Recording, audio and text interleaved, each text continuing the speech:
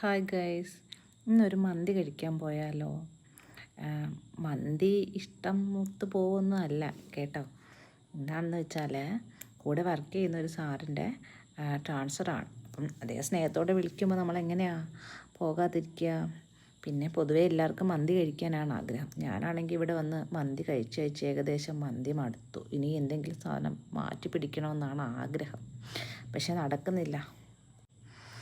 ഒറ്റയ്ക്കല്ല കേട്ടോ, സ്ഥാപനത്തിലുണ്ടായിരുന്ന ടീച്ചിങ് സ്റ്റാഫും കുറച്ച് നോൺ ടീച്ചിങ് സ്റ്റാഫും ഒക്കെ ആയിട്ട്, അതായത് ഉള്ളവർ അന്ന് അവിടെ ഉണ്ടായിരുന്ന ആൾക്കാരൊക്കെ ചേർന്നിട്ടാണ് നമ്മൾ ഫുഡ് കഴിക്കാനായിട്ട് പോയിട്ടുള്ളത്.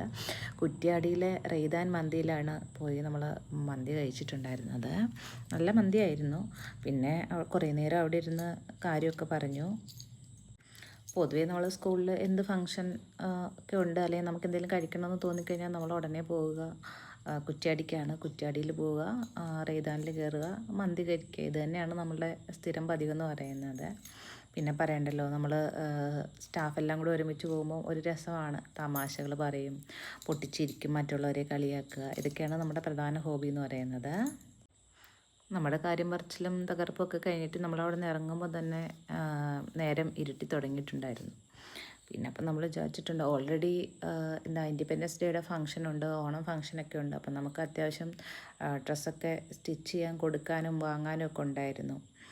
ഇതൊക്കെ കഴിഞ്ഞിട്ട് വേണം ഇനി അങ്ങോട്ടൊന്ന് പോകാനായിട്ട്. കുറ്റ്യാടി വരുമ്പോൾ എന്താണെങ്കിലും പിന്നെ നമുക്ക് ഇഷ്ടംപോലെ കടകളുണ്ടല്ലോ ഡ്രസ്സ് എടുക്കാനായിട്ട്. നമ്മുടെ ഫസ്റ്റ് ഓപ്ഷൻ എന്ന് പറയുന്നത് എപ്പോഴും സ്റ്റുഡിയോയിൽ കയറുക, അവിടെ കയറി അവിടെയുള്ള ഡ്രസ്സുകളൊക്കെ ഒന്ന് ട്രൈ ചെയ്ത് നോക്കുക.